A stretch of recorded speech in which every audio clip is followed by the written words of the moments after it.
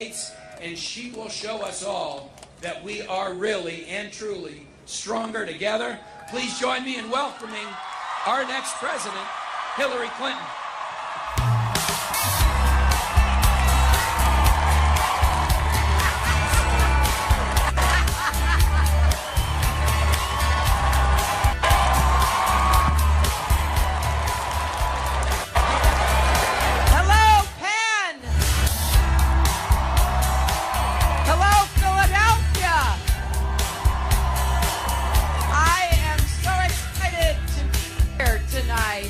With all of you, and especially with my terrific running mate, who will be an absolutely extraordinary vice president. You know, Tim is not all wrong. Among the many reasons that I was excited to ask him to run with me is he has never lost an election. That's an amazing record. Barack Obama lost an election. Bill Clinton lost an election. I lost elections. So he is. I loved it when he said he's my rabbit's foot. But it's great to be here, and I have to tell you, after that wonderful endorsement, the joint endorsement from the Wellesley paper and the Pennsylvanian, I said, wow, they are really smart at those two places, and I need to get there as soon as possible to say thank you. Thank you so much. I also want to thank a few other people. Senator Bob Casey was here earlier. Both Tim and I have had a chance to work with him. We look forward to doing that again. I want to thank Josh Shapiro, running for Pennsylvania Attorney General. State Representative Dwight Evans, who's here with us. And I especially want to thank someone who I am so excited about, and I hope that Philadelphia will send Katie McGinty on behalf of Pennsylvania to the United States Senate. I've known Katie for a long time. You may know, too, she's the daughter of a Philadelphia police officer, one of 10 children. Now, why is that relevant? Because you got to learn how to get along with people. And if you're one of 10, I think she'll do a pretty good job getting along with the other senators and getting things done for you.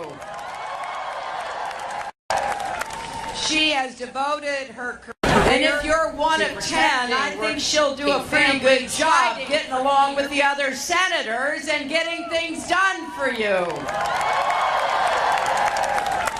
She has devoted her career to protecting working families, fighting for cleaner air, fighting for cleaner water and healthier neighborhoods. Now,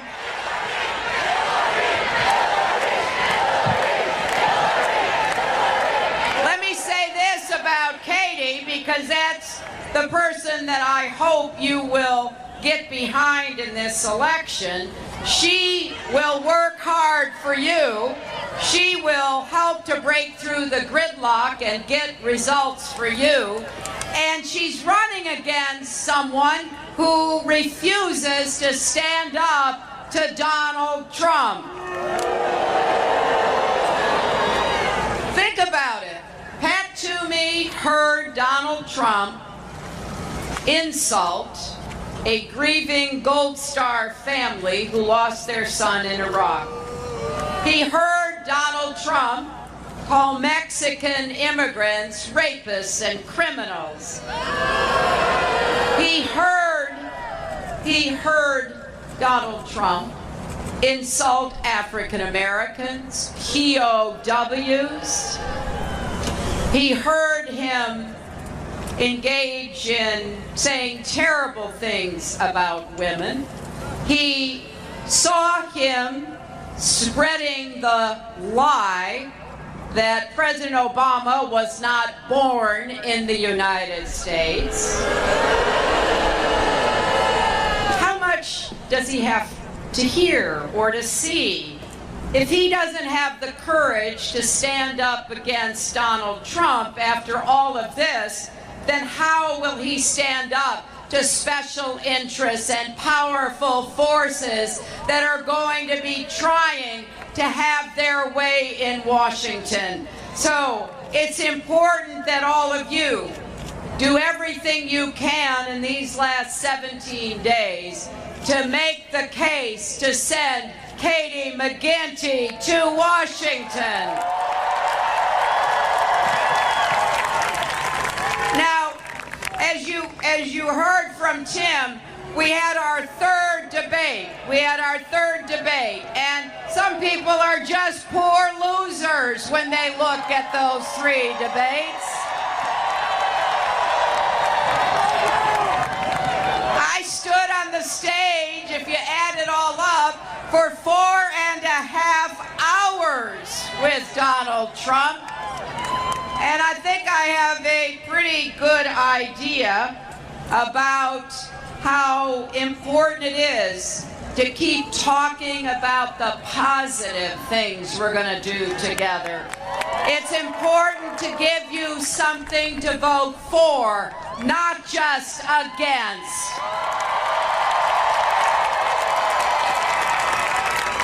And it's important to lay out the policies that Tim and I are going to work on to make the economy work for everyone, not just those at the top, to make it possible for more young people to follow your dreams by giving you the chance to go as far as your hard work and talent will take you.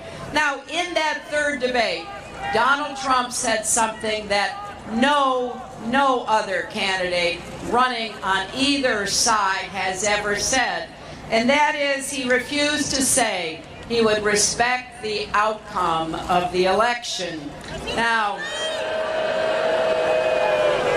make no mistake, my friends, this poses a direct threat to our democracy. I've lost elections. You don't feel good the next day, but we've always had a peaceful transfer of power. That's the difference between democracy and dictatorship. That is the difference between the rule of law and the rule of strong men. And there is so much at stake in demonstrating unequivocally that the United States is bigger than Donald Trump.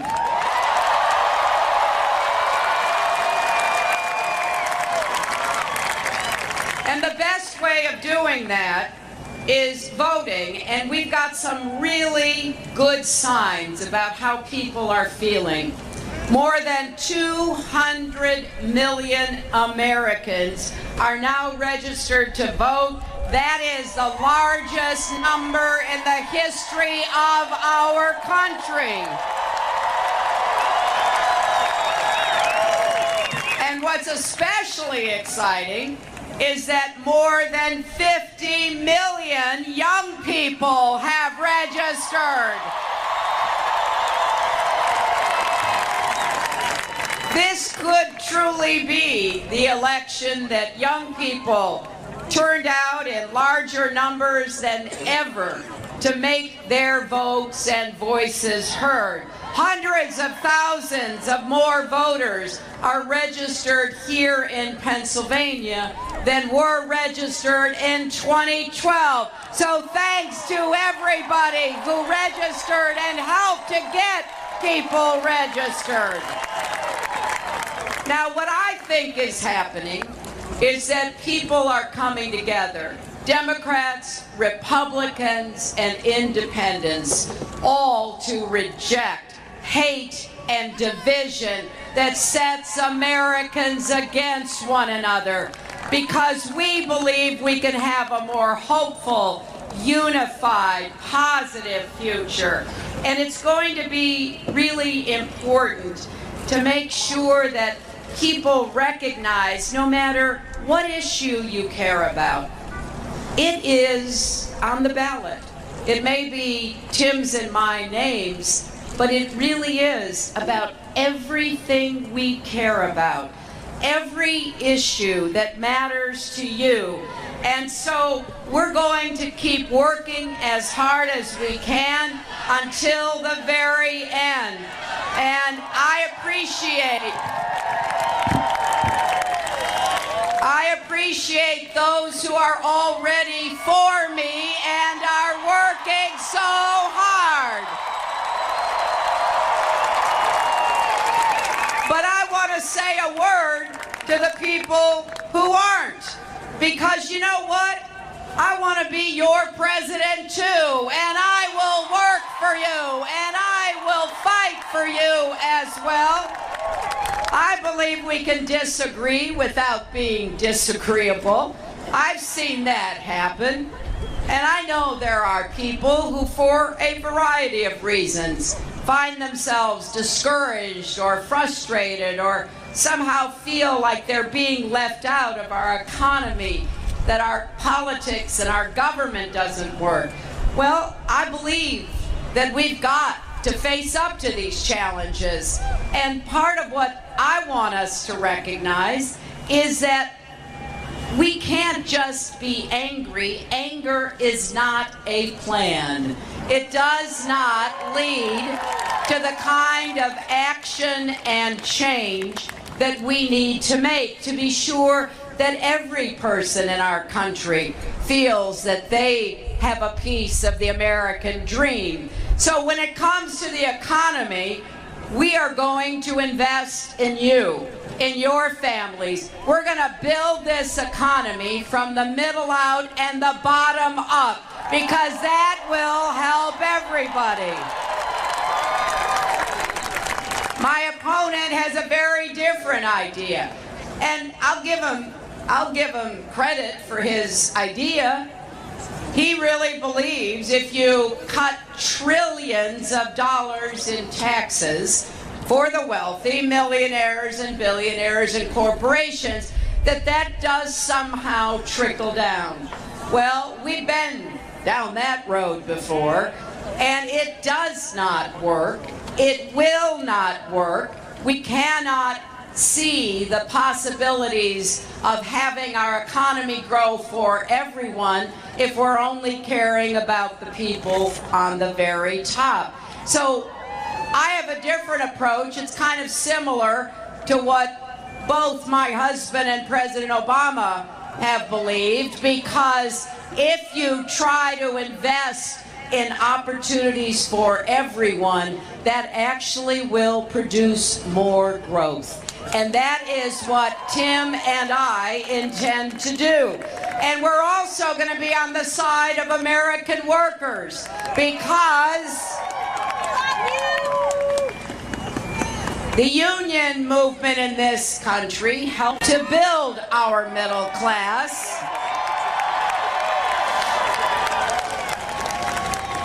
And it is wrong to think that somehow suppressing wages, preventing people from having benefits that will make them feel secure, will somehow increase GDP.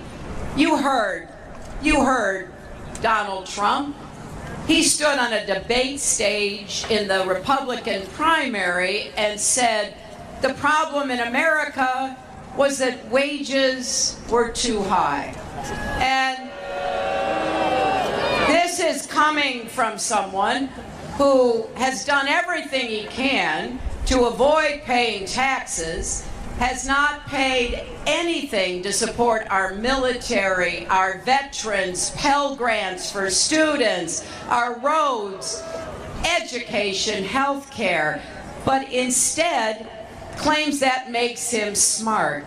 Well, honestly, I don't know how smart it is to lose $1 billion running a casino.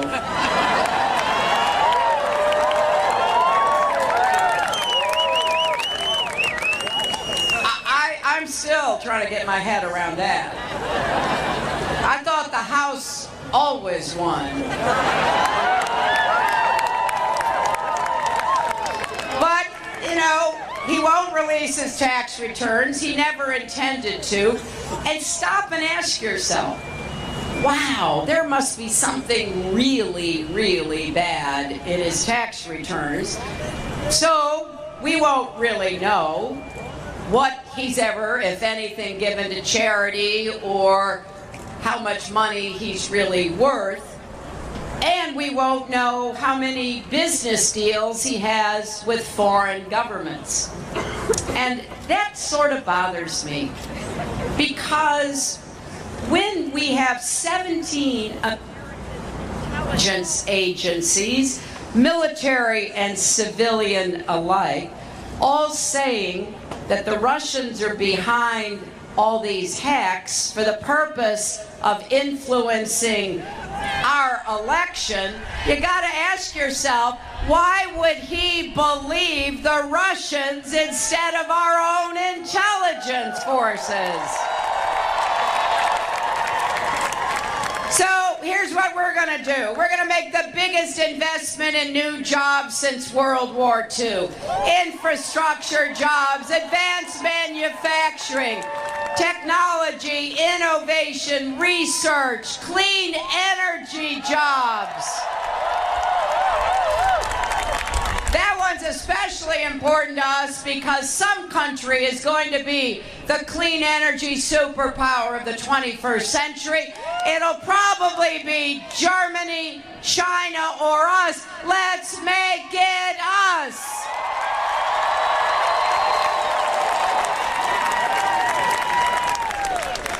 It is absolutely possible for us to do this. I am tired of all this talk that you hear from Trump and his supporters that really is always just denigrating America.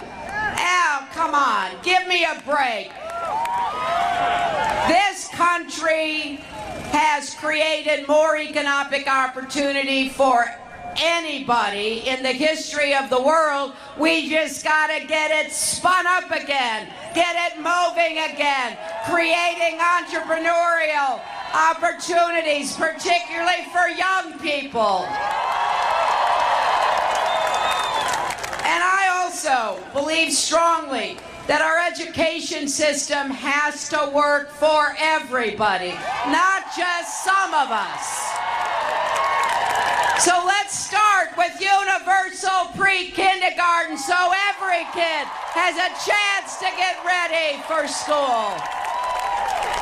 And let's make sure every child has a good school with good teachers no matter what zip code that child lives in.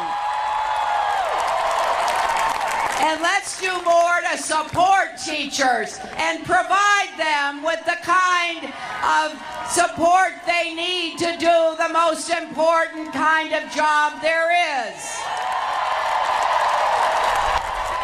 And let's be honest about the jobs that are going to be created in the next 20 to 30 to 40 years. We've got some big issues. I don't usually talk about this because, you know, it's complicated and it's hard to explain in, you know, a couple of minutes. But think about what technology is doing, the wonders of technology. Think about how many jobs, and not just low-skilled jobs, but how many jobs could be replaced by technology, by robotics, by artificial intelligence. So we've got to start thinking right now about what we're going to do to make sure people are prepared and ready for the jobs that will be available. And then we've got to do everything possible to create those jobs and make them good paying jobs that support a family. And I want to bring modern technical education back to high schools because a lot of young people deserve to have that kind of preparation. And our community colleges are going to be the real hub of this. connecting high schools, businesses, labor unions, universities all together. And we are going to have more apprenticeship programs, union and business apprenticeship programs for welders, machinists, health technicians, computer coders, so much more. And I'm going to do everything I can to get the cost of college down for everybody. Now, there's more we can do about public colleges and universities, but we're going to try to set the curve. After the primary, Bernie Sanders and I got together and we worked out a plan that will make it possible for any student in a family that makes less than $125,000 a year to go to public college tuition free. And over that family income to go debt free. So yes, you have to pay something, but not to go into debt. And we're going to help you pay back your debt. Pay it down. You should be able to pay it back as a percentage of your income, so you're never having to pay more than you can afford. And just because, you know, I love plans and I love details. And it was really kind of discouraging running against somebody who had neither. You know, I kept waiting. Let's have a discussion about how you make college affordable. But honestly, I never got that out of my opponent. But here's what I want you to do. I want you to go to HillaryClinton.com/calculator, and you can see how much you and your family could save under the plan that Tim and I are going to be promoting.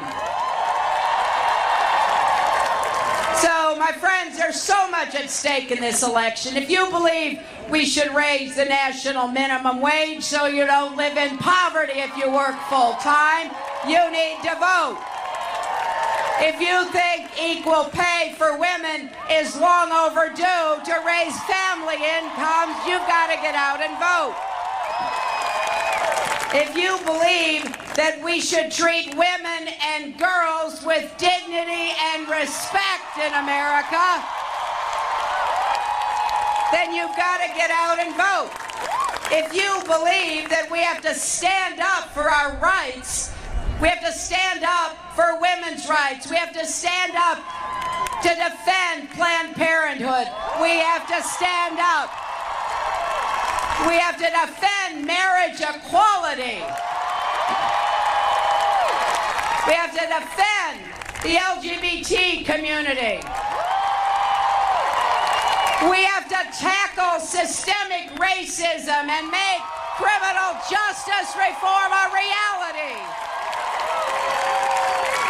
We have to defend voting rights.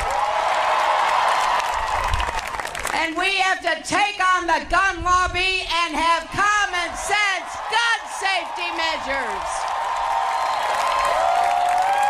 And we have to work with our allies and partners around the world to stop the spread of terrorism, to defeat ISIS, to take on the threat of nuclear weapons. Then you've got to vote. There's no doubt in my mind that this is a crossroads election, and it's a crossroads election because there could not be two more different visions and agendas than between me and Donald Trump. And look, it's easy to get cynical about politics, but these matters are deeply personal to families, to our communities, our country, and the world. So, for anybody who may be reconsidering their support for my opponent, I'll do my best in these next 17 days to reach out to you, to Democrats, Republicans, and independents, because Our country needs every single person to put your energy, your talents, and your ambition to work, to build the kind of stronger and fairer country that we're seeking. And I hope, you know, when people look back on this election, when everything really is on the line, I hope you and everyone you know will be able to say that you voted for a better America. And that's what I'm asking you tonight. Please go to iwillvote.com to find out where you're supposed to vote, where you can vote on November 8th. Go to hillaryclinton.com and sign up to volunteer. Take out your phone and text JOIN to 47246 to get involved. And do everything you can to reach out and talk to anyone you know, family members, friends, colleagues, who might be considering voting for Donald Trump. You know, it's not too late to stage an intervention.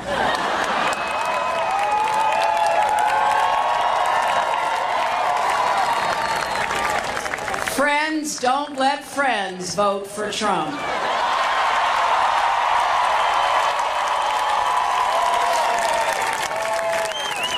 This has been a very unusual election. And it has been one that I think has probably caused as much anxiety and concern as any I've seen. You know, I've been privileged to know people who served as president, who ran for president. I had disagreements with them over policies, even principles, but I never doubted their fitness to serve. That's why this election imposes such a heavy responsibility on Tim and me, because Donald Trump is unqualified and unfit to be president and commander-in-chief of our country.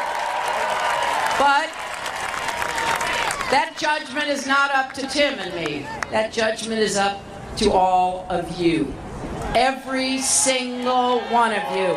And I think it's pretty obvious that young people like all of you who I am seeing in front of us tonight, this election matters to everybody, but it matters more to you, because it will set the direction of this country and, I believe, our world for decades to come. So if you care about climate change, you'd better vote. If you care about immigration reform, you'd better vote.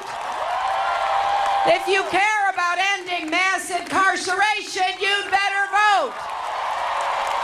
If you care about whether the people of this country have a chance to make the most out of their lives because they get the education they need and the health care they deserve, and they have the barriers in front of them knocked down to pave their way, then you'd better vote, because everybody who can go forward brings the rest of us along. So think about the future we want, think about the future we can create, and remember, love trumps hate. Thank you.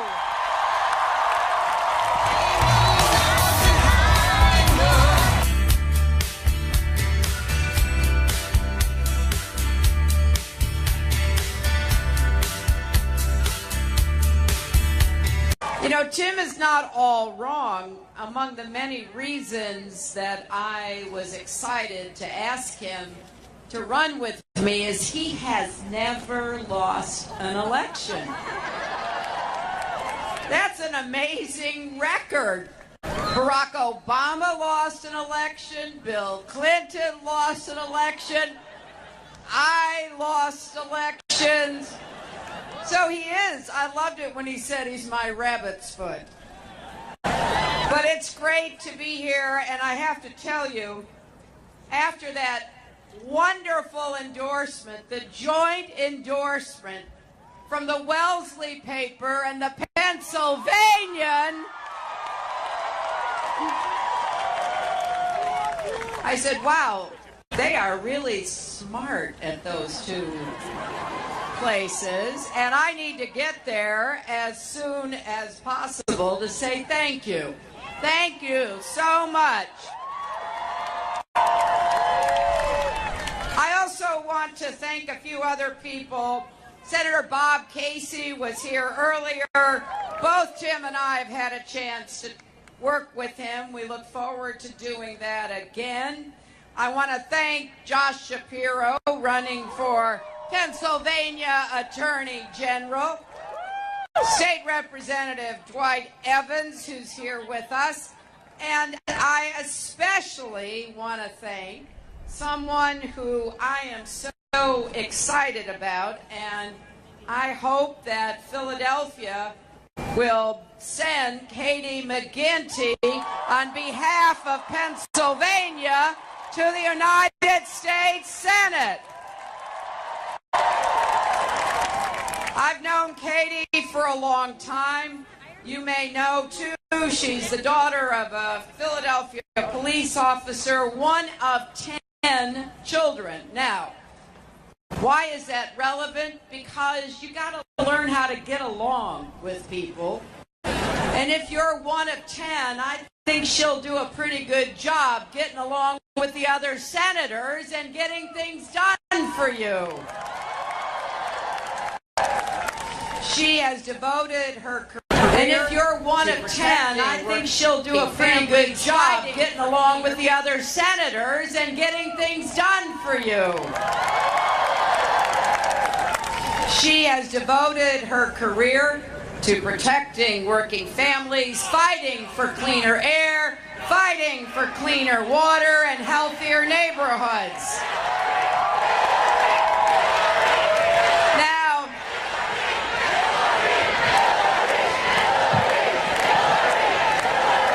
let me say this about Katie, because that's the person that I hope you will get behind in this election. She will work hard for you. She will help to break through the gridlock and get results for you. And she's running against someone who refuses to stand up to Donald Trump. And she will show us all that we are really and truly stronger together. Please join me in welcoming our next president, Hillary Clinton.